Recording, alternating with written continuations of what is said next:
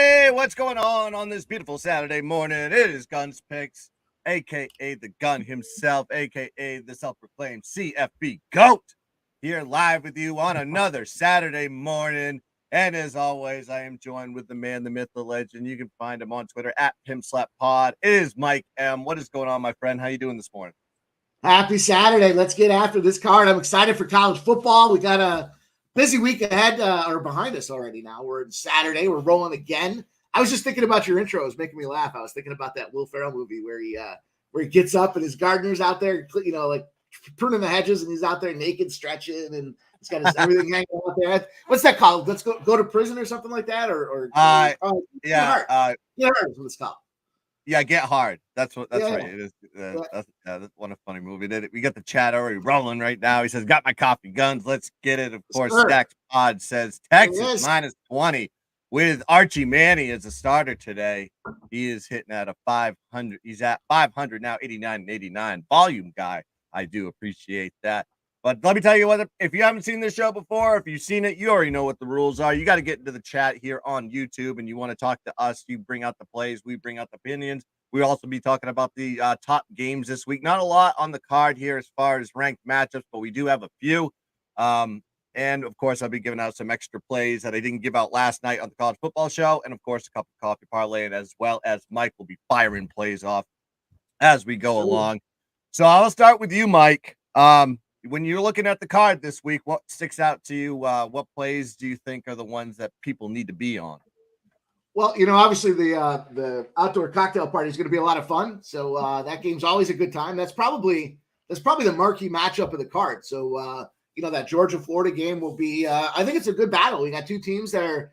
I don't want to say evenly contested, but Georgia hasn't been winning the way they should be, and Florida clearly is capable of pulling some stunners. So. That being said, though, I'm kind of off those big cards. I'm off the main spots there. I got a couple spots that I liked a lot tonight. This afternoon, starting off the hop, I went to Southern Miss off the gate. I've got Southern Miss with the points. We'll talk a little bit about why that one made a lot of sense to me. It was just a spot where when I broke it down and I started looking into the weeds, I started seeing, here's an opportunity for a Southern Miss team that, coming off of a ton of losses. They're not winning. They're not good. But the other side of things is equally kind of, dismal right now. So 17.5 points felt like the right number for me. I got a couple more I'm going to pick into here as we kind of dig into the card. Yeah, absolutely. We'll be talking about that one. Of course, that is on the top 25 card. Even though Florida is not ranked, we have to talk about the world's largest cocktail party in Jacksonville today. Wine time is in with the crew. What's going on, my friend? And of course, Justin Ivy says, "Got my blunt, fellas. Let's make it a few grand." That's what we're talking about on this one. Listen, you don't even have to talk about plays. Just tell me what you're drinking, what you're sipping, what you cooking today. Are you smoking some meat? I mean, what are we doing this beautiful Saturday? Listen, it is like 75, 80 degrees here in Maryland. I am loving it. I played golf yesterday, and it was absolutely felt like I was in goddamn Florida yesterday, and I was loving life. Got a little bit of a tan on that one. But let's talk about some of these top games on the card. We'll start it off. We might as well, we alluded to it. Let's just talk about it. Georgia versus Florida. Georgia here favored minus 14 and a half in this one. World's largest cocktail party. I don't even think you can call it that anymore. They keep changing the names of everything. You can't say Red River Shootout. You can't say world's largest cocktail party. What can you say anymore these days? I don't know. I don't have a real true lean on this one because I need to see a little sample size without Brock Bowers, as he's not going to be playing for Georgia. But I'll pass it to you, Mike. What are your thoughts on the world's largest cocktail party? Yeah, so I wanted to get this game involved, and I was kind of like, did I think it's too many points? It's bottom line for me. I just wasn't comfortable with Georgia's capability to cover. They're just not getting it done this year here. We got 43% of the bets, 33% of the cash on Georgia. And so it looks like the betting public, or at least the sharper public, the so-called sharps, whoever they are, feel the same way, that this might be a few too many points. Florida's coming off of 2 wins, right? They got 2 big covers as well. Big late 18 points against Vanderbilt. They got the job done. They were a slight road dog against SC, and they got the job done. Georgia's been winning, but not covering. They were laying 32.5 against Vanderbilt. Did not cover that spread. They won the game pretty comfortably and confidently from start to finish, but didn't get the job done. They had a Kentucky victory or a Kansas spot out there. Auburn, UAB, SC. They're beating a lot of the common opponents. But for me to get involved with this game, what I did is I put it in a teaser. So I have Georgia. When Georgia's a favorite in this greatest outdoor cocktail cookout, whatever they're calling it now, Georgia is a favorite 7-3. Not a huge margin for me on that side of the house, but when you add them to a teaser, the number goes to 8-1. So taking 6 points off the number when they are a favorite moves that overall number to 8-1. The first leg of the teaser for me is Georgia -8. And then I'll just give you guys the other leg of it, since we're here talking about it, is the Kansas side. I took Kansas, and I got Kansas +16, and we can talk a little bit more about that when we get to it. Yeah, absolutely. You said it best on this one. So the line's right now sitting at 14 in this spot. It's kind of weird that they're double-digit favorites in this neutral site game in Jacksonville without Brock Bowers. That almost tells me a little bit of a story that, it doesn't really matter if he's in or out. He's just the next man up. They probably have another tight end 5-star that's just waiting in the wings, just ready to, shine in these moments. But we'll have to see in this one. Like I said, no opinion from my side. Just watch and enjoy. And as the chat is rolling, I got to talk to Football Guy on this one in the gym for hoops. Turney forgot ear pods. Trying to listen is tough.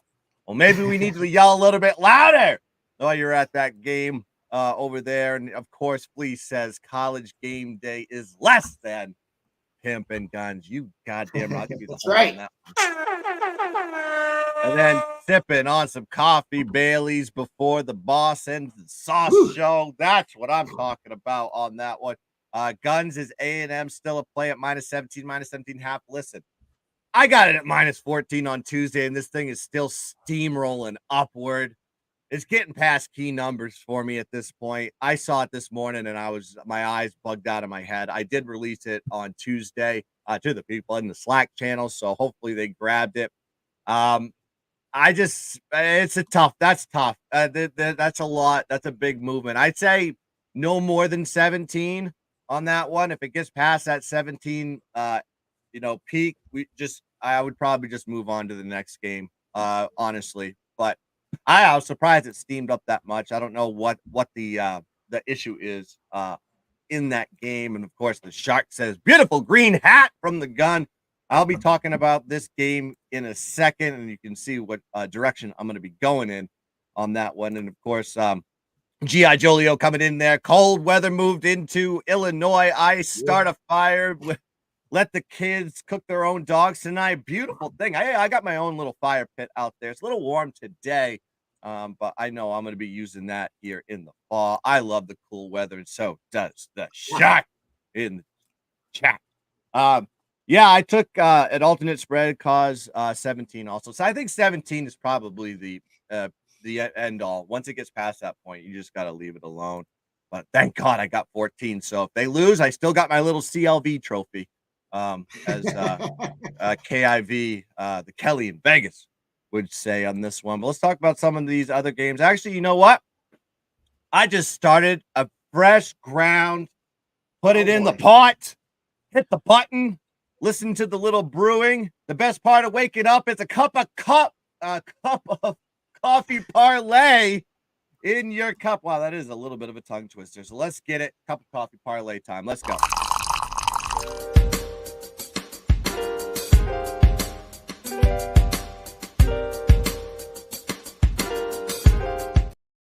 You should see this one. I made it juicy today. Of course, it's not a 15 legger like it was last week.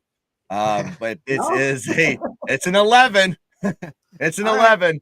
All right, let's talk about this one. I like A&M money line. We got Penn State money line. I think Penn State absolutely steamrolls. I said it last night. Steamrolls Indiana today in dramatic fashion off the loss. Then we have Western Michigan money line. They're going up against Eastern Michigan on the road. We have North Texas. I'm wearing the hat. I think they're a live dog today versus Boise State. Then we have Louisville money line, Notre Dame money line, Wyoming money line.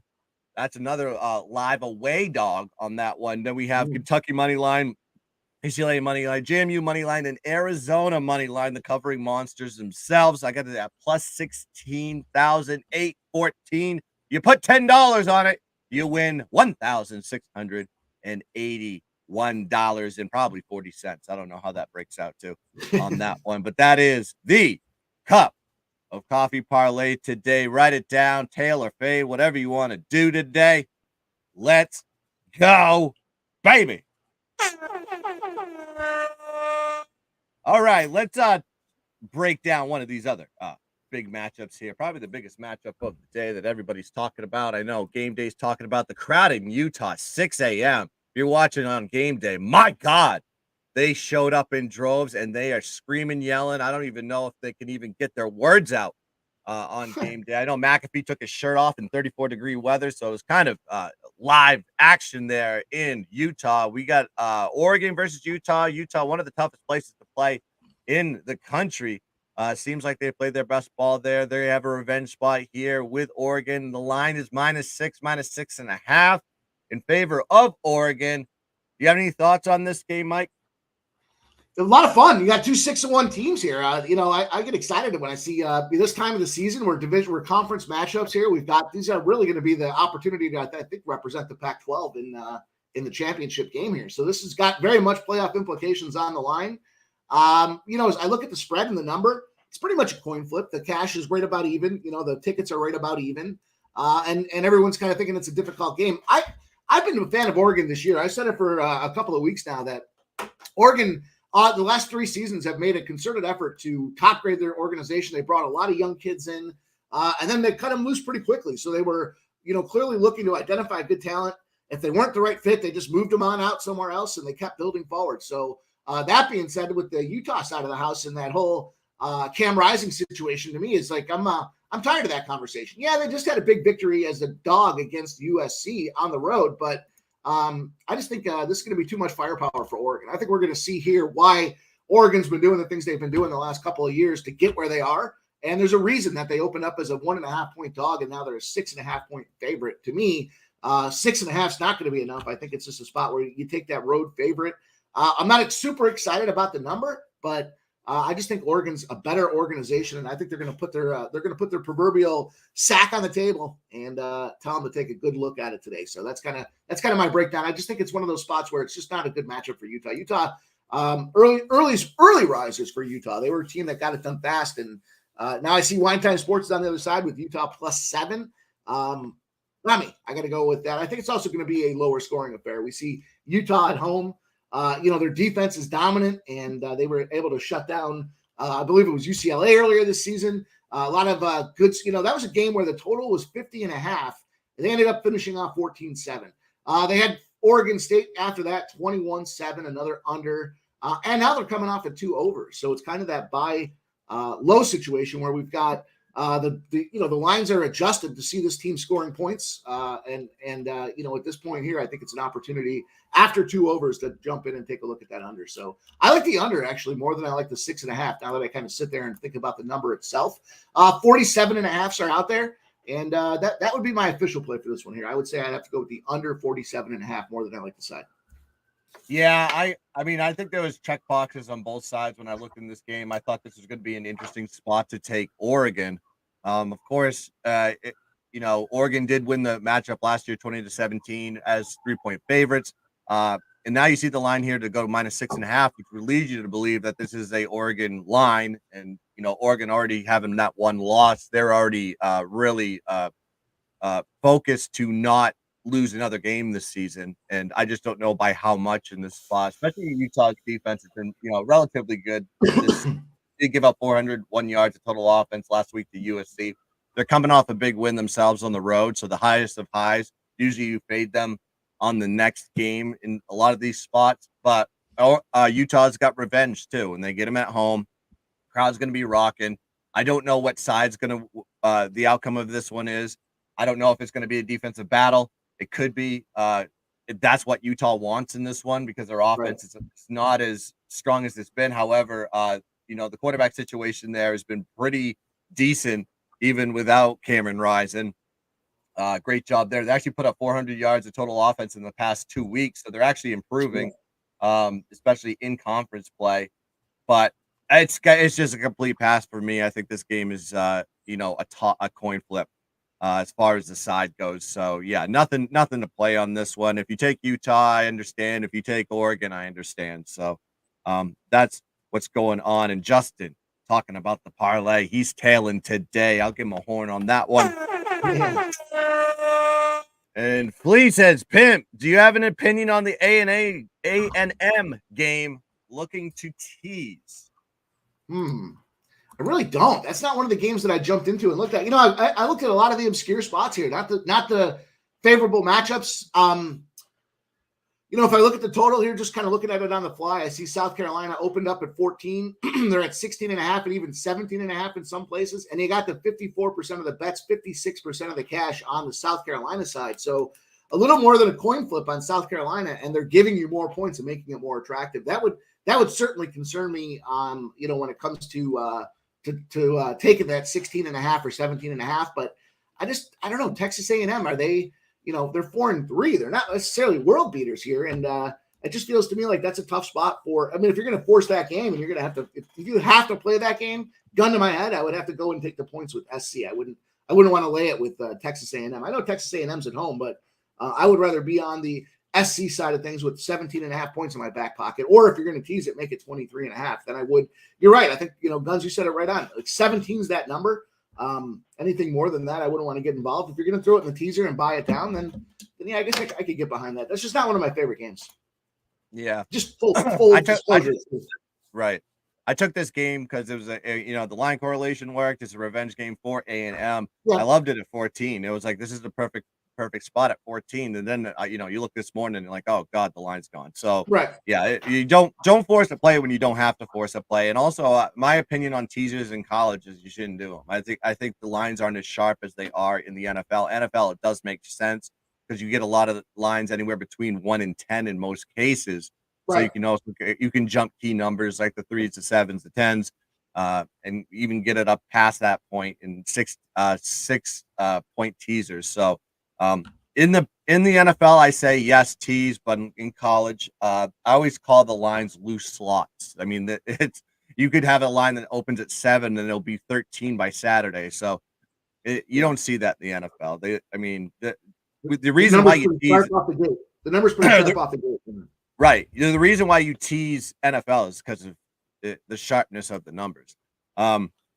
Gerard Smith in the chat says Saturday mornings with the gun. Love to start my Saturday this way. Oh, I might as well start giving out picks now. Now that we have all you beautiful bastards watching us here live, make sure you hit the like button so you can support not only this show, you support Mike, you support everything that is coming out on this channel in the Shark Waters Nation, and make sure you like and subscribe as well. Let's start with this juicy one. I'm wearing the hat for a reason. The buy hat is engaged in this particular spot, and I love North Texas here playing at home as a dog versus Memphis. Let me tell you why. North Texas coming off a loss to Tulane, absolutely close loss. They competed versus a great Tulane team, 35-28, despite and kept the yardage close in that one as well, minus 13 net yards. Memphis is coming off a blowout win versus UAB, 45-21, despite losing the yardage battle in that game, minus 29 net yards, but I had a +4 turnover ratio, which was the difference in that outcome. Now, Memphis, this is their toughest road test of the season. Their only other 2 road games, they had a +17 point differential with a -4 net yard average, but they did that against Arkansas State and UAB. Those teams are bottom feeders at best. Key to this game will be North Texas establishing the run. This is why I'm taking North Texas, is because I think they're going to be able to gash this Memphis team in the run game. They have a 4.9 yards per carry, 5.2 yards per carry versus conference opponents this year.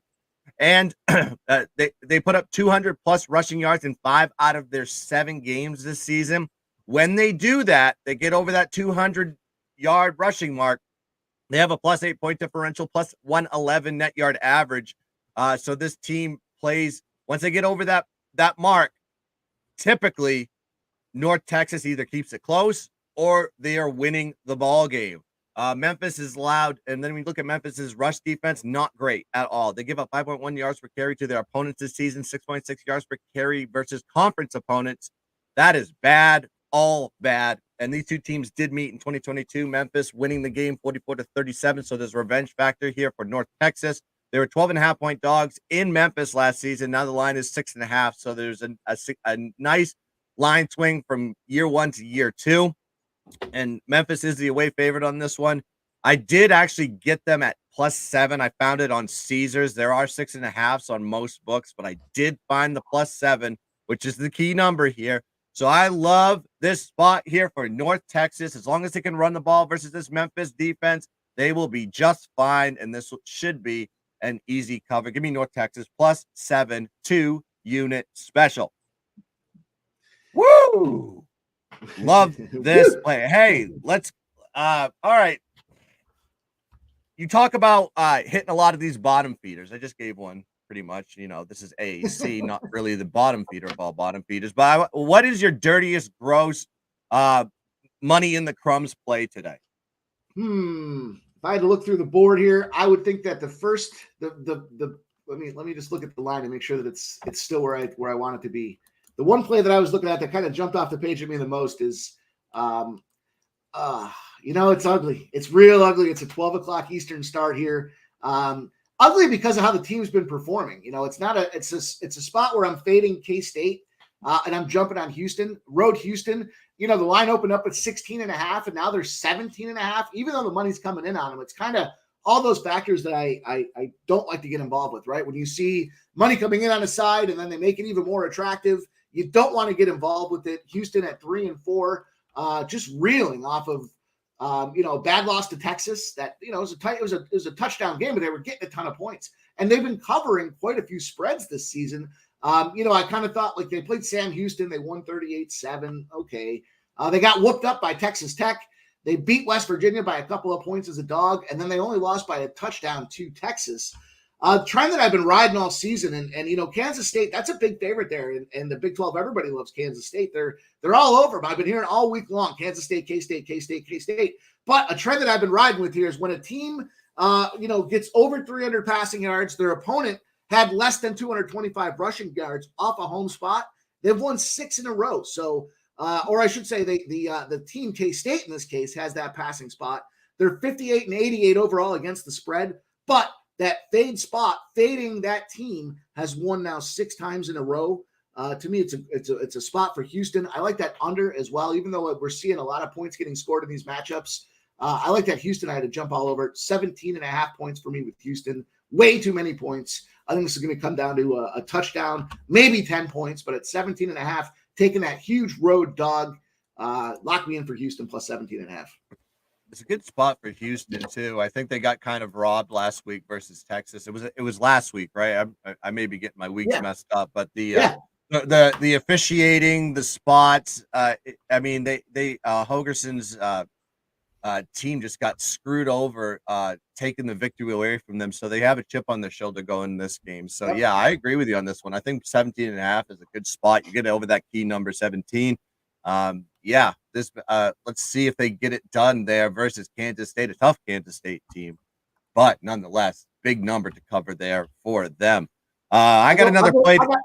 I got one more I'm going to share with you guys here. So, we're talking about the crumbs. We're talking about ugly, and it's not a game I want to watch. So for me, it's a good spot to bet on because I don't want to sit there and ride the emotional roller coaster through this game here. But you got teams that are just kind of they're going in opposite directions here, and you've got a team that's in Baylor and Iowa State, the spot that I had to jump in on. I ended up taking Iowa State on the money line. Basically it comes down to the fact that you got teams in this matchup on the road, coming into the house there, and overall numbers when I look at a team like Iowa State and traveling on the road. I saw a 59 and 44 straight up spot, 61 and 40 against the spread. I don't want to mess around with that 3 points or 2.5 points and seeing some of that line movement. I see it looks like it could be an over game as well, but I had to jump in and take Iowa State at 4-3 Iowa State at 3-4 Baylor Bears. If you've been watching these Baylor games, not a lot of fun. They struggled to win against the Cincinnati Bearcats that have been kind of a suspect team this year at best. Texas Tech, they got thumped and throttled. They beat UCF by a point in UCF. That was probably their biggest victory of the season. They got their asses kicked by Texas. And then, they beat up an LIU team. Okay, that was kind of the cross-conference or play-down team. They kind of get your house in order.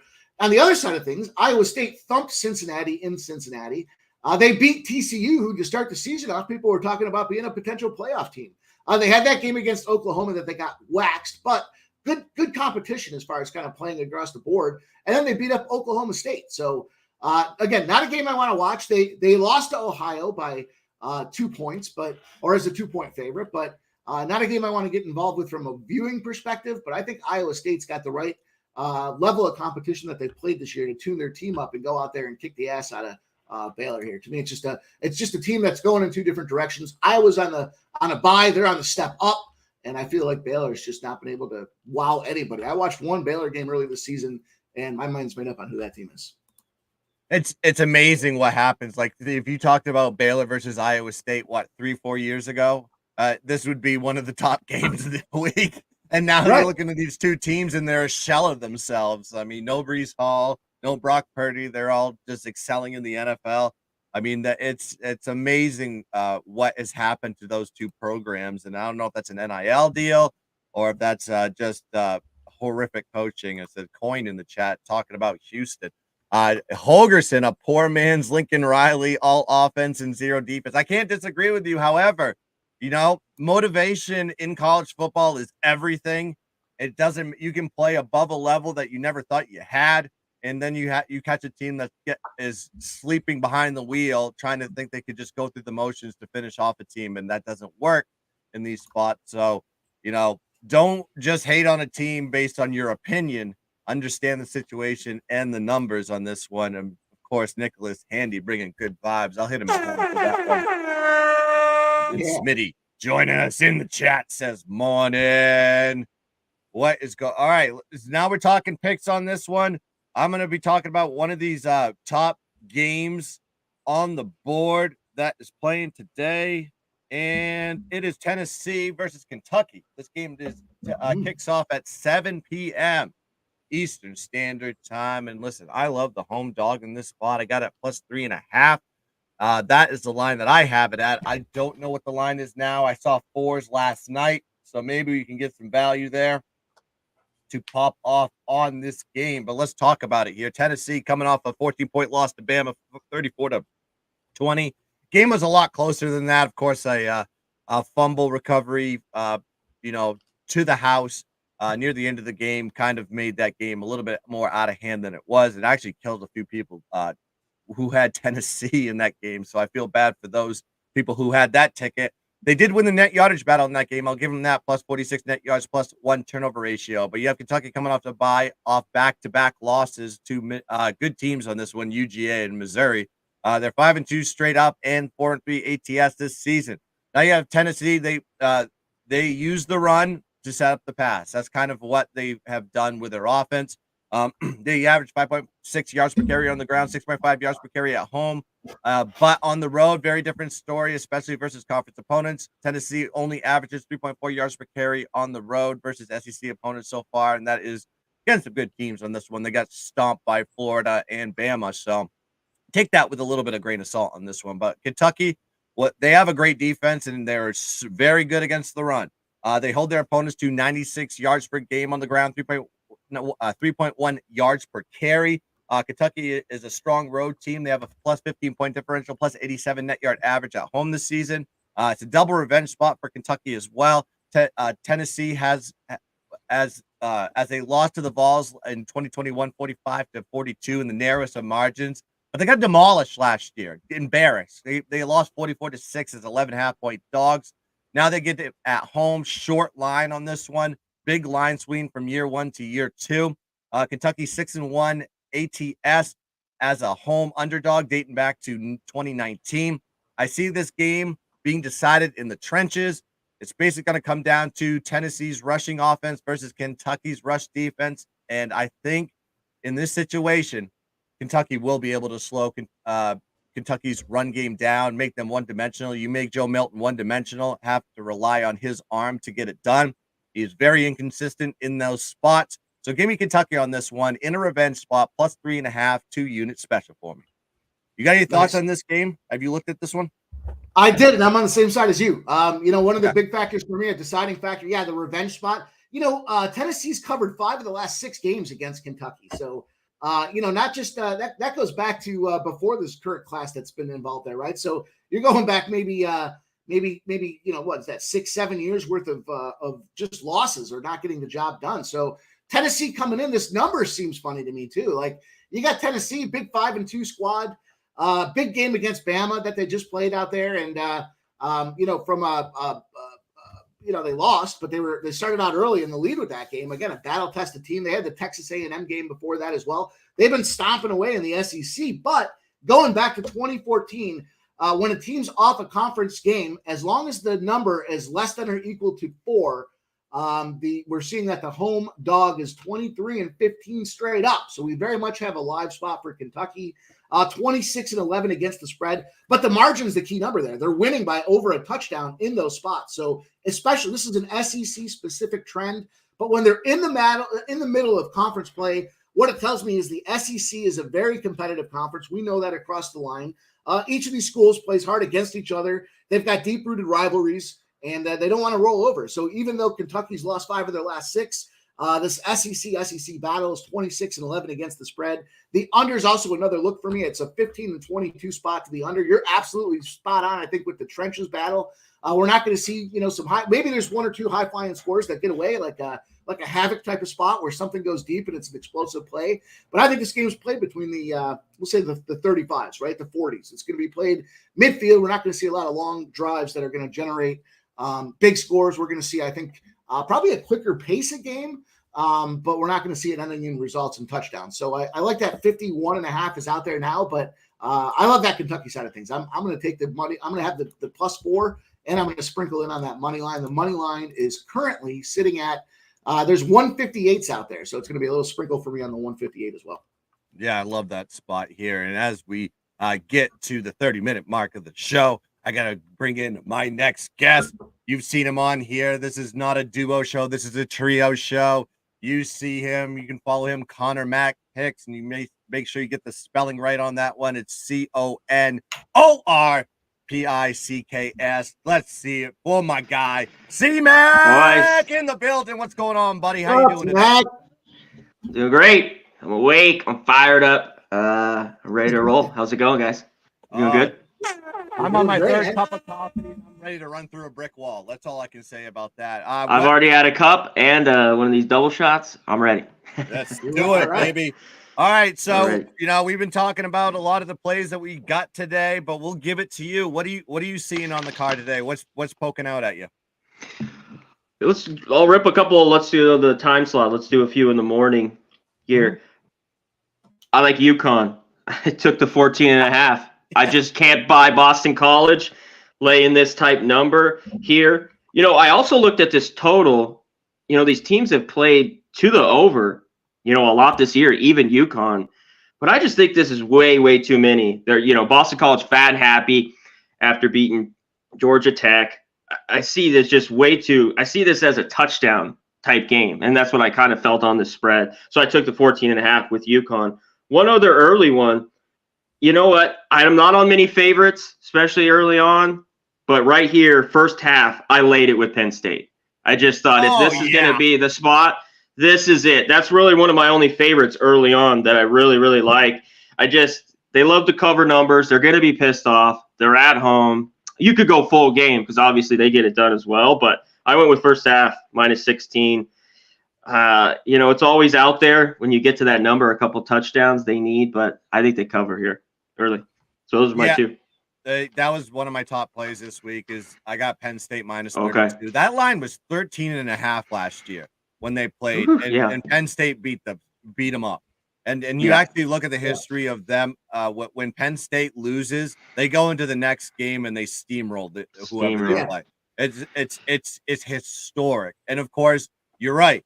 Franklin, he basically wants to know what the closing line is before kickoff, so he knows he can cover it for the boys. So I trust him in this spot. He's not a dog. He's a favorite. This is going to be not even exciting at all, but you're just going to be waiting for that. You're like, all right, I got -32. You're looking at that ticket. Go, one more. Give me another one. Give me another one. Yeah. And he doesn't down the ball. There's no victory formation for him. So I think they get it done and they cover this one very easily in this spot. We'll talk about another one of these big games in this one. Today, We talked about the cocktail party. We talked about Oregon versus Utah. But let's talk about this one. I thought this game was interesting for a reason. Okay, you have UNC coming off the loss, coming into this. Actually, yes, the OT loss versus Miami. Tough spot for them, and they're playing a Georgia Tech team that historically has owned them. If you actually look at the records on this one, they've had their number no matter how big the number has been. Not only have they covered, they've won the game outright. So there's a little bit of revenge factor from the UNC side. I'm going to start with you, Mike. What are your thoughts on UNC versus Georgia Tech, if you have a thought on anything on this one? My general rule of thumb is there isn't a teamwork of shit from Georgia. I would lean to UNC. I'm not a big fan of this number with the spot here, but when you look at this, look at Georgia Tech. You got 65% of the bet, 72% of the cash on the Georgia Tech side of things. 11.5 is the number that was out there. It's still 11.5. We're not seeing it change. So, the total is kind of where my eyes kind of popped out here. I saw 55% of the bets, 87% of the bets, cash rather, on that over. Certainly expecting, and we've seen now as much as a 2-point movement in that tick there. So do we think that there's going to be points being scored? I do. And if there are points being scored, then maybe that gives that backdoor cover for a team like Georgia Tech. But UNC 6-1, they're having one of the better seasons that they've had since what was that quarterback there that got drafted unnecessarily? Sam Howell. Is it Sam Howell? There you go. So, to me, that's just a spot where I don't want anything to do with this game, particularly at 8:00. I got other things I'll be doing, but I would lean to, I guess I would lean to UNC, but I think that we're going to see points. I think we've seen Georgia Tech coming off of a total of 57. They went over. They had a 56.5. They went under. They had a 49. They went over. They're kind of on that every other spot here, but we got a buy spot for UNC. UNC coming off a 58-point game where they pushed that number on the square. Blowing out the previous total before that, though. I think this is a good spot to buy on that total and take the over. Yeah, I mean, Georgia Tech wishy-washy all season. I mean, they go on the road, they go beat Miami, then they go and lose to Boston College at home. But the history of this matchup, 4-1 straight up in ATS. Georgia Tech owns this UNC team. But I'll pass it to you, Connor. You got any thoughts on this game? I haven't bet this game at all. We have the high total. I think there's a bunch of points. I just couldn't get there on the over. I lean the other way. I lean Georgia Tech, and it's not easy to take them. I don't think they're a big football team. I had them versus Miami. That's the only time. Their defense, if you go through the numbers, are just awful. And I don't know if they come to play. We know how great North Carolina's offense is with Drake May. But what happened, though, I thought their defense was playing better, and all of a sudden they give up a ton of yards and points to Virginia and lose last week. Yeah. This is a big bounce back for them, and I just don't – I think they're more of this team that's going to lose 2-3 games, so they better be ready to play. And you mentioned the history with Georgia Tech. Every time they're laying points right now with this team, you just don't look – even whoever they're playing, because they've already – it was at Northern Illinois, and they outright lost, and then Boston College. But now they're catching, over 10 – double-digit dog at home. Now you're getting in my zone here. So I look at Georgia. I'd be on Georgia Tech. It was a pretty strong lean. Haven't bet this game, but that's the only way I could look at it. I'd be on Tech. They've got some injuries too. I love their receivers and some of the running backs, but they're dealing with some injuries, to the wideout position with some of their guys. So that's pretty big because I think they can score, and the back door is open. Definitely the way Haynes King can throw it, I think they could be live. Yeah, and I have to correct myself on this one. I did get Miami, and I got Clemson confused with UNC. UNC actually played Virginia last week, one of the worst teams in college football, and lost straight up to them. Yeah. I don't know if there's going to be some hangover on this one going into this game. I don't know if it's going to be a bounce back spot. But the line correlation, this one, last year this line was 21. Now it's sitting at 11. I mean, that is a big line shift from year one to year two. And, of course, you got Georgia Tech that just owns them historically. Like I just said, 4 out of the last 5, 4-1 straight up and ATS. So maybe I guess if I had a lean on this one, it would be Georgia Tech. And I'd probably sprinkle a little bit on the money line just based on the history of that one. Because I think you're getting some good value in that game. But, man, I think you're going to see what they say. The cheese is going to come off the cracker here for UNC, and you're going to start to see who they really are. They got Duke, Clemson, and NC State to end off the year, and then they got what I call the FCS bye week in Campbell. before that. But I think that this is going to be a good spot to be jumping on Georgia Tech. I think it's Georgia Tech or pass for me. All right.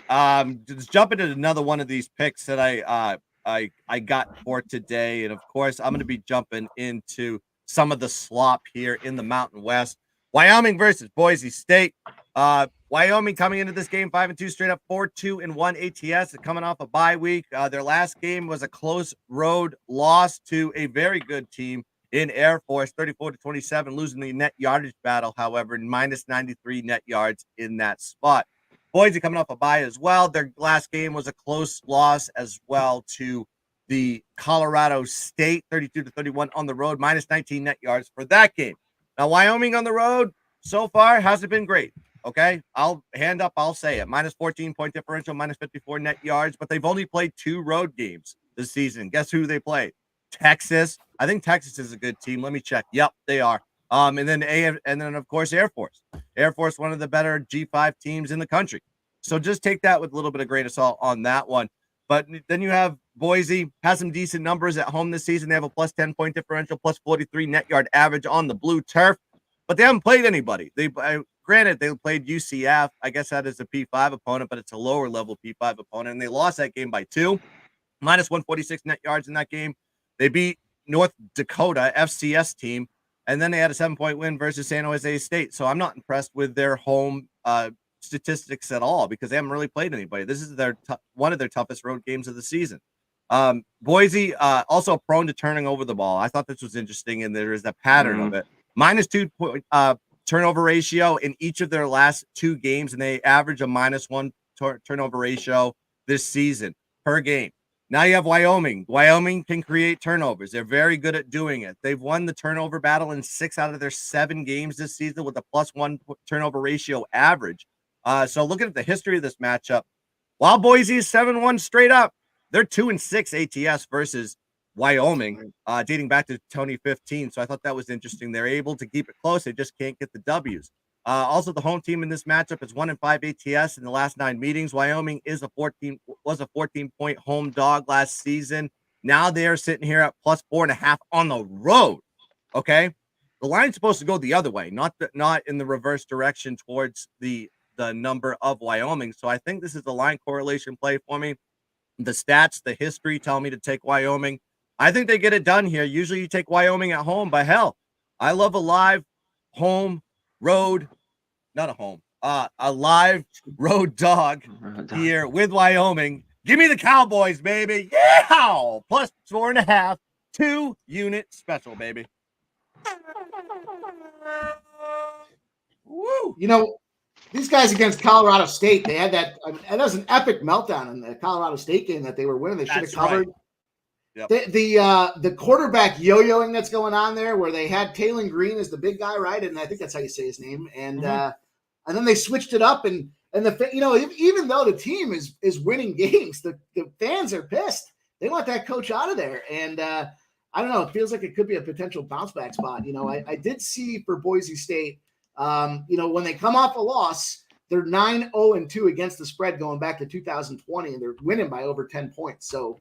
It might be a tightly contested game here, but if anything, the coach has got to play this one for his job. He's got to go out there firing, and both these teams do fire. They're tops in the country at finishing drives, so we see a lot of points. They don't stall. They don't settle for field goals. They get touchdowns, and this number feels like it's funny for me at 48.5, 49. I think we could see this game get up to around 60, just based on. I think the coach's motivation factor to go out there, not blow another cover or not blow another game like they did against Colorado State. They're coming off the bye, so they had time to work for it. And they've got a gunslinging offense on both sides that like to finish drives off in the end zone, not getting field goals. So to me, the recipe is more on the total for this.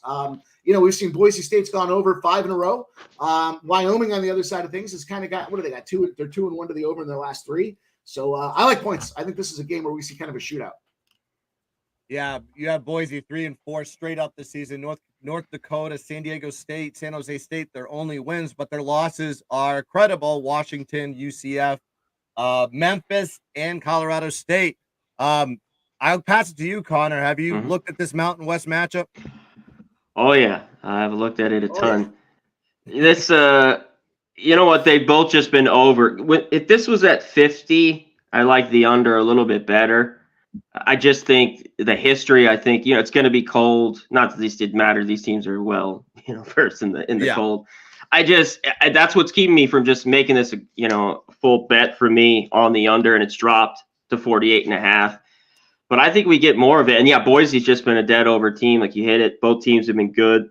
You talked about Mikey down in the red zone. One thing for me was the turnovers you hit on, Guns, is Peasley. This guy's been great. And his problem in the past has been turnovers.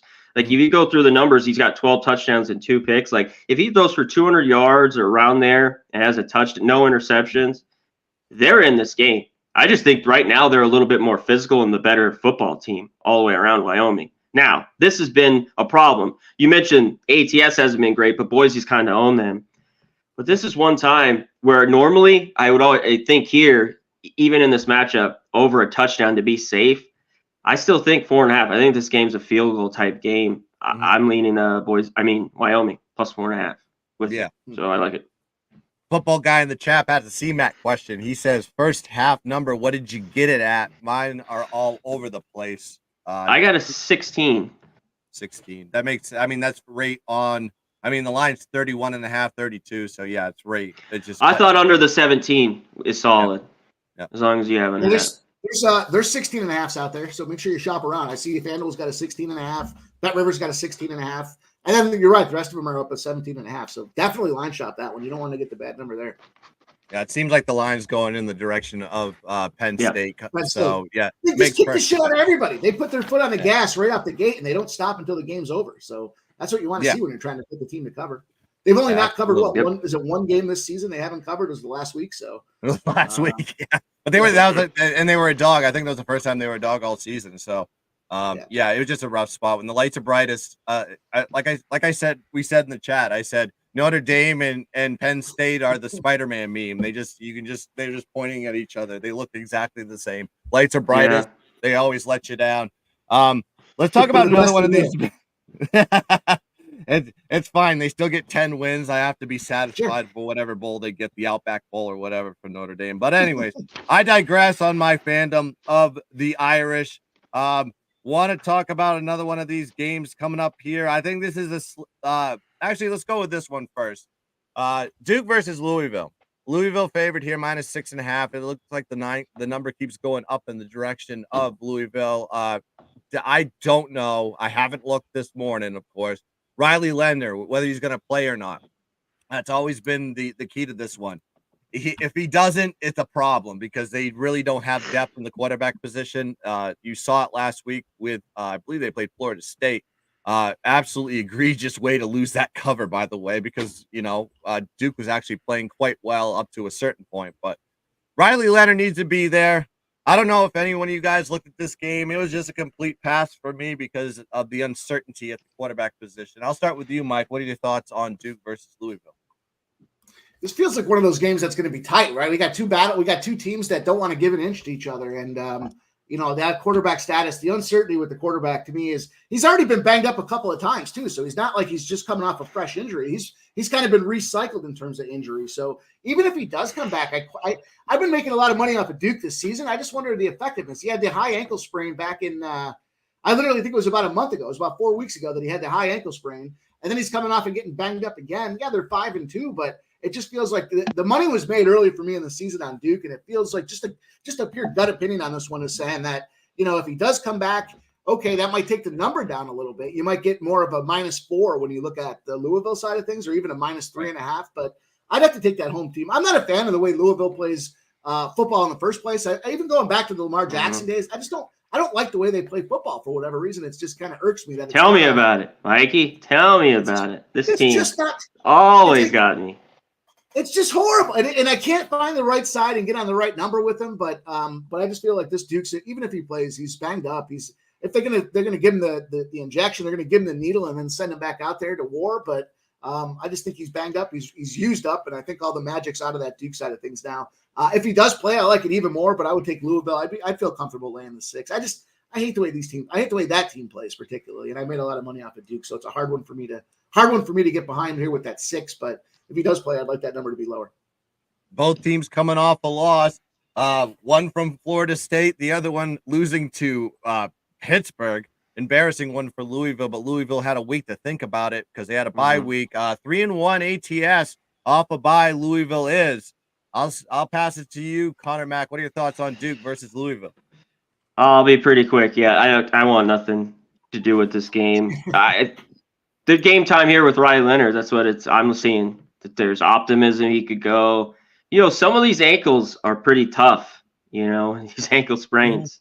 And we saw it when he went out of the game. And then the biggest thing is why if Duke hangs in this game, it's been their defense. And I thought they looked great against Florida State, and they just kind of crumbled. He goes out of the game. They give up 21 points in the fourth quarter, and Florida State covers the number last week. You're right. If he plays, this will drop down. And, yeah, I've had problems with Louisville 10 years now, Mike. So I can mention that. This seems like a good spot for them. Back here off the bye at home after, beat Notre Dame, lose to Pitt to get ready for this. And the number's going, I think, the right way. But, man, I'd watch out. This Duke team, the defense could maybe keep him in the game, even, if Leonard's not in. Shark in the chat, he actually released it last night on the show. He likes Louisville first half. I think if there is a way to take this game, that's probably the way to take it. I think from a situational standpoint, Louisville's more butthurt from their loss than Duke is to Florida State. And then they had a week to think about it. I just gave you the stats, 3-1 ATS, so they do prepare after the loss.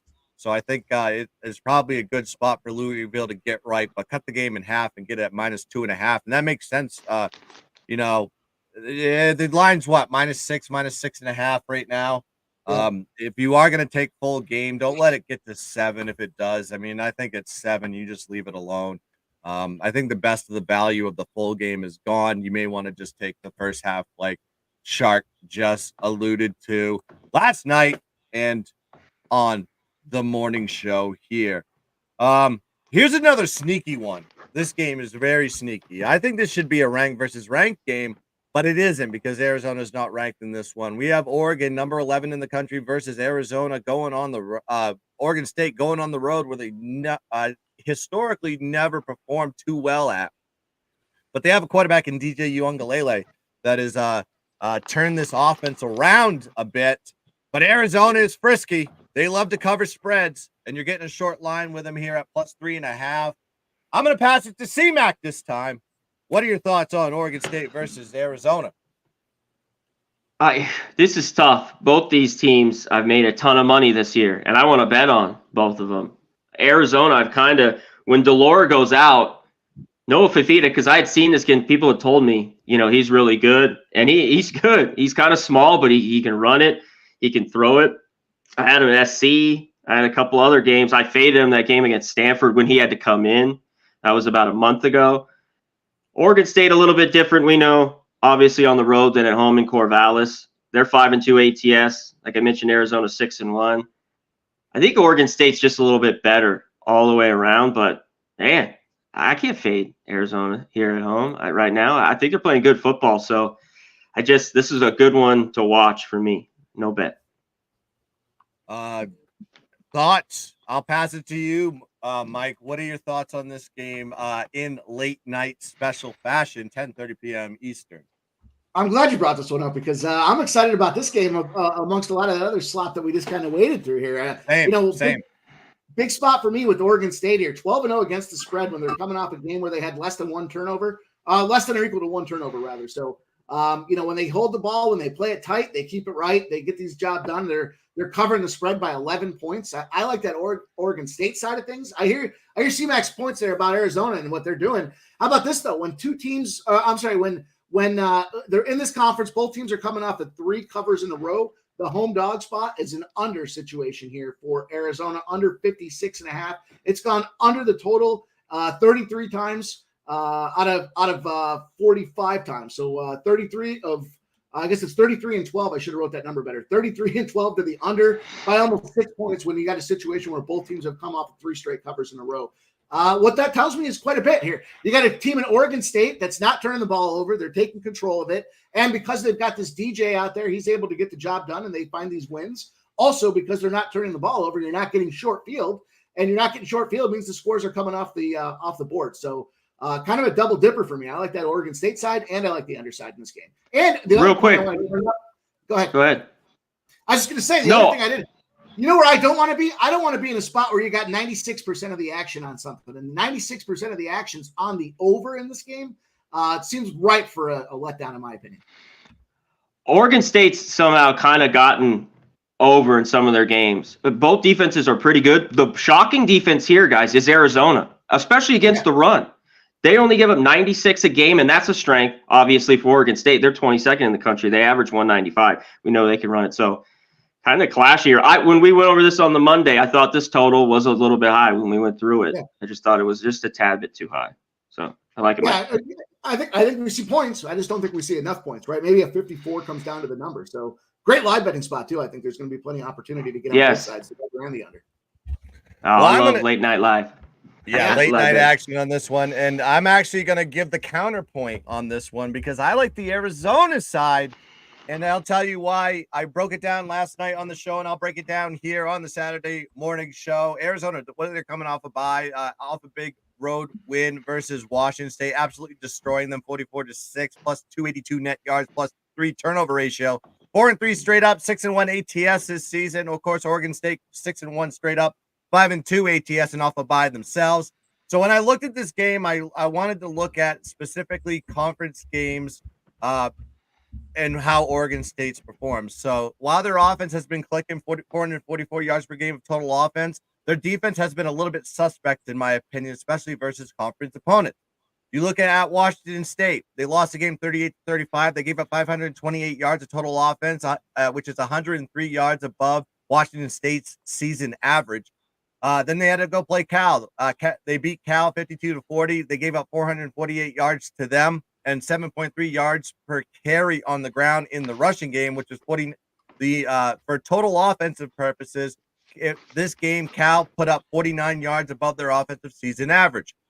UCLA, they beat them 34-24, but gave up 450 yards of total offense to them, 5.7 yards per carry on the ground. They lost the turnover battle, -2 turnover ratio, which led to the road loss there for UCLA.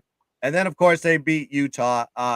They held Utah to 198 yards of total offense, but the outcome of that one was a little bit misleading, in my opinion, because they had a lot of issues trying to figure out who the damn quarterback was. Nate Johnson played in that game. He threw for 8 for 23, 101 passing yards, just absolutely sucked. And it was at Oregon. It was at Oregon State, Corvallis. Playing in Corvallis is the toughest place to play. Arizona's offense is really good. 456 yards of total offense, 5 yards per carry on the ground, 72.2% pass completion rate overall for them. Their defense is solid too, holding opponents to 303 yards per game, 3 yards per carry on the ground, and a 9% sack rate.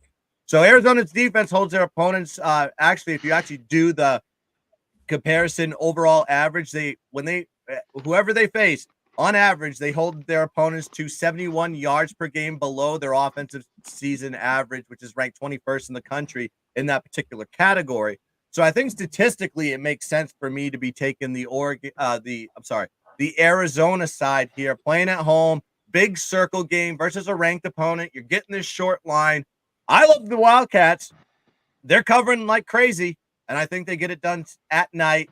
In Pac-12, late night snack action. Give me Arizona. I got them at +3, +3.5, +4. I think they even win the game outright. Sprinkle a little on the money line. 2.5 unit special on that game. So we be seeing who's going to get it done. It may sound a little bit, I think it's a little bit square play, but you know what? Whatever. A lot to be desired with Arizona. Their defense, the guys that they've shut down this year are impressive. The list of them: Michael Penix Jr., Caleb Williams, Cam Ward. No short spots on their resume when it comes to their ability to play defense. There's some quarterback changes on that Arizona side too, though, right? So there's not all healthy and wealthy out there in Arizona, but they've been playing well on defense and they shut down some big names. So I could see that. I could see the allure behind Arizona. I still think they're going to get their ass. That quarterback they got, Fafita. Is it Fafita or something like that? Yeah, freshman. Fafita. He's really good. I mean, you look at the numbers with Deloria. I mean, they're right on there. It's like they lost no traction. I mean, he's playing exceptionally well. So I like him in that spot. And man, I don't know. It's hard not to back Arizona these days. And then I just don't like. I like Oregon State at home.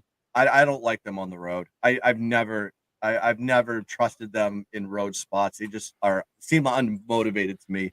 Yeah, DJ too. It's always kind of with him, the turnovers. Yeah. That's another thing. In big games and big spots, that's the guy you don't want to have to count on and trust, right? It seems like he does like to throw screwy balls out there that end up getting picked off, and then they're blowing a backdoor cover at the end of the game. So in this case here, if Arizona's going to cover, I think they win the game outright. Beautiful. And of course, Coin in the chat says, what a panel here with the gun, C-Mac, Mike. Hit the like button, folks, for our guys. That's damn right. Hit the damn like button. Make sure if you haven't subscribed to the channel, please do so now and hit the bell so you know every time that we go live. Shark is actually dropping some bombs today. In terms of the line, they covered the -14 at San Jose State and -7 at Cal. What game is he talking about? Is that Arizona? Yeah, he's talking about Arizona. Okay. Yeah, he's just he loves Arizona too. It's a collaboration play from last night in that spot. As we are eclipsed the 11 o'clock hour, we're gonna be absolutely going around the horn, dropping some plays and plugging these guys, Mike and C-Mac. Always great that they join me every Saturday morning. It's been a great show. It's an electric show, and God damn it, the chat is loving this trio. I'll start with you, Mike. Rapid fire a bunch of fucking plays, and then tell them where they can find you. Yeah. So I think we're on the opposite side. I like Eastern Michigan to get this job done. The coaching situation here, Chris Creighton, Eastern Michigan, as long as it's before week 10, when they're coming off a conference loss, 10-0 against the spread in a rebound spot for this guy here to get the job done. I like Eastern Michigan. That was one of my favorite spots on the board here today. I already gave you guys that teaser with the Georgia and Kansas side of things, and Kentucky, Iowa State on the money line. Another spot that I like here, I like taking the points with Mississippi State on the road against Auburn. I'm not enamored with Auburn's offense and the way they've been playing this year. I know they've got some big victories under their belts, but I kind of think that's a sneaky spot for them. Let's see. I can't get mad at anybody on that first half spot with Louisville. I like that a lot. And I told you Southern Miss. I got it earlier this week at plus 17.5. It's now dripping to 16.5 and starting to move to 16 as well. Another spot that I like was Southern Miss. And then let's see if I can't find one more here to punt this thing up. Ohio State. Ohio State's going to kick the absolute dog piss out of Wisconsin this week. It's going to get ugly. It's going to be a beatdown. Ryan Day in this spot when he's playing on a total that's less than 60, 10-0 straight up, 9-0-1 against the spread. They're covering the spread by 13 points in that spot here. We got 14.5. I think about adjusting this thing up to 21.5, maybe even more, depending on your appetite. And the last one I guess I would look at here, I'm an Oak State fan. I'm not Cincinnati Bearcats can eat shit. I'm not a Bearcat guy, and Oak State for me, I'll lay the touchdown. Even the touchdown and the hook is fine. Let's go get it. I think that's 7.5 is a fair number for Oak State. Oak State, after they covered a game by 14 or more points, comes back and whoops the shit out of the next team they play. 8-0 straight up, 8-0 against the spread, and they're covering by over 11 points. So give me Oak State in that spot too. Yeah, I mean, Mike Gundy's got his guys firing after a little bit of a slow start, and now. Yeah, I was hoping for 6.5 there, though. I think they play Oklahoma right next. Yep. Just hoping for under a touchdown. I really love that play, but I think they get the win there at Cincy. And it's late too. It's later, so we still might see some movement because it's a later spot in the day. So we still might see that thing kick down. I'd love it better without the hook on the end of it. So for what it's worth. Mm-hmm. And also go check out at Pimp Slap Pod if you don't follow him on Twitter X. I don't even know what to call the damn thing. We call it X now. And also he's got a couple shows. He does the Thursday live stream for Thursday Night Football on Pub Sports, and he also has a new show that has just come out. Can you tell the people about that? Absolutely, guys. It's Last Call. You guys find me over at Pub Sports here. We're rocking and rolling. 6 p.m. Eastern. Opportunity to hear me break down some spots with the card, late minute line movement, injury news. You name it, we talk about it, cover quite a few spots. It's not just a 1 or 2 play show. You're not going to hear me say it's prime time and I'm going to take the under. You're going to hear about 20 to 30 looks in an hour's time span. And it's a lot. It's rapid fire. My voice is a little sore this week here after moving so quickly this week, but it's a lot of fun. We've made some money here. We're in the black. We're finding a way to get the job done. Lots of plays, lots of opportunities. Follow me over on X at PimpSlapPod. And of course, 6 p.m. Eastern, the Last Call. Beautiful, beautiful stuff. C-Mac! Yeah. Fire off what you got on the card today and tell the people where they can find you all over the social media stratosphere.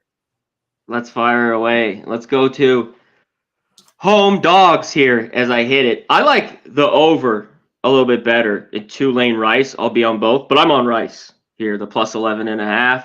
Double-digit home team. Tulane is better, but I took it. Like the over better there. I'm on Cal. I took the 11 with Cal. Keep on SC. They might win this game. They have the offense. Come on. This team can't stop anything. And Cal's not great, but they can run it. And their defense has been bad as of late. There should be a ton of points in this game. I bet you it goes over again, maybe even as high as this number is. I didn't mess with that. I just took the 11. And last, another Pac-12 team home dog here. I'll hit this one at 5 o'clock my time, 8 Eastern. Arizona State. This is I've heard a lot of people on both sides of this week. I like Arizona State at home. The biggest key, I think, with them has been their defense. I just love how week to week, and they haven't won a game yet. They've been covering numbers. Like, if they're going to win one, it's right here. It's right now. I think you take this money line as well. It's around plus 205. And this has come down a little bit. I got 6.5, but I think 5.5 is fine. Take the money line there. Washington State has not been the same team on the road away from the house. Cam Ward, what's going on with him? I still think he's a pretty solid quarterback, but I just love what Arizona State's doing. I think they could score enough, to keep this game very tight or even win it. So Sun Devils at home tonight. Take it. I love it. I gave that play out yesterday as one of my Beautiful, top plays this play. Oh, yeah, it's a perfect spot, and you said it best. That defense is so underrated. Their offense is god-awful. I'll give you that. But that defense keeps them in games, and I think it's a perfect spot to be jumping on the Arizona State Sun Devil train. Have you seen their uniforms today? They got the glow in they got the blacks, Halloween, all black with the yellow. Got the glow in the dark shoes and everything. They're going to be ready, and they're going to be coming in here 1-6 straight up. But I think this is one of those spots they go and get the W there as a home dog. It is you might as well sprinkle a little bit on the money line on this one. So CMAC, where else can they find you on Pub Sports? I know you do college football content. You talk about basically every game, right? Yeah, we hit just as many, I don't know, over 30 quick on a Monday. But just check us out later here in an hour. Pub Sports Radio. We'll be live. Oklahoma, Kansas, big game. Can't wait. You guys are always invited. But we'll be live for that. And then just check me out on Twitter. Connor Mac Picks. Go to Pub Sports Radio. Subscribe, all that good shit. Appreciate you, as always, Guns, for having me on. Mikey, thanks, gentlemen. All right, my plays today. I gave a 6-pack out last night. Listen, I love JMU minus 20. I think that line is going to get past hopefully it doesn't get to the 21. That starts at noon. I gave you the speech and spiel about Arizona State, and so did CMAC, aligned on that one, plus 6. I got Arizona plus 3. Marshall minus 4. That's a 2.5 unit special in a revenge spot. Texas A&M minus 14. I think the line is completely gone on that one now. I just got it early. CLV trophy to me. And then Penn State minus 32. I think they absolutely stomp a mud hole in Indiana. And I love the first half on that one as well. I think it's a complete just take Penn State every which way. Also, I dropped Kentucky plus 3.5 today, and North Texas plus 7. Wyoming plus 4.5. I get dog day morning here, and I'll drop one more for you. Let's talk UNLV versus Fresno State before we sign off.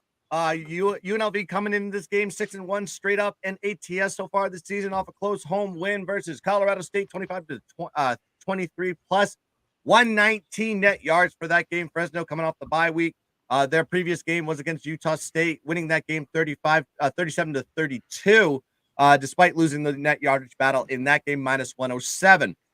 What does UNLV want to do? Establish the run game. They have a 4.9 yards per carry on the ground. They have a great 1-2 punch in the backfield with Vincent Davis, who's averaging 5.6 yards per carry, and Donovan Lester, who's averaging 5.6 yards per carry himself. Then you have Fresno. They haven't yet been tested at home. This is their biggest test, and this is a big game in the Mountain West. They have played some great games on the road. Of course, they placed Arizona State and Purdue, but at home, they've only faced Eastern Washington, Kent State, and Nevada. I mean, really a bunch of listed nobodies on that spot. Then you have Fresno State in conference. They've played to the level of their competition this season. They have a plus 6 point differential, plus 26 net yard average versus conference opponents this year. Then you have the situation where Fresno State is coming off a bye. They have historically underperformed in these spots after a bye. They're 2-6 ATS dating back to after a bye, dating back to 2019. And these two teams meet every single season. Fresno State has won the last 5 meetings straight up, but did not cover the last 2. In 2021, Fresno State was a 30-point favorite at home, and Fresno State won the game 38-30. So it was a very close game. In 2022 at UNLV, they were favored minus 9.5 in that spot. Fresno State only won by 7. Now you get the line regression on this one, and I think it's at 9.5 now. It was 7.5. It's steamed up. I'm a little bit scared of that one, but the spot to me still screams UNLV, and UNLV has just been a good road underdog altogether. They're 16-9-2 as a road underdog dating back to 2018. They're on a 5-1 ATS run as a road dog. Big game for UNLV, big circle game. They want to prove themselves out after 2 close losses versus this Fresno State team. I think they're going to be hungry to win here, and they have one of the best teams they've had in ever. I don't know. Yes, I can't think of a UNLV team that was ever good at football. So I think they're going to be really highly motivated. Maybe the 80s, maybe when Larry Johnson and that crew and I'm not Randall saying Cunningham football. Yeah, Randall Cunningham. Yeah. Like those days. But listen, I love UNLV in this spot. I know the line has kind of gotten away from me. I got it early in the week at plus 7.5, and I'm an asshole for not taking it now because it's at plus 9.5. But I'll just throw 9.5 out there for the people. Take UNLV on this one. 4 dogs, 4 winners, and of course these guys just fired out plays as well. I want to say thank you to the crew here, Mikey M. and C-Mac. Make sure you go check C-Mac's stream on Pub Sports today. Go hang out in the chat for what game are you guys going to be streaming? Oklahoma, Kansas here at noontime kick. So go check that out. It is in 45 minutes. So appreciate all you guys. Appreciate the chat. Make sure you like and subscribe to the channel. Let's dominate the board. Let's cash some tickets. And as always, let's keep dancing. Bang.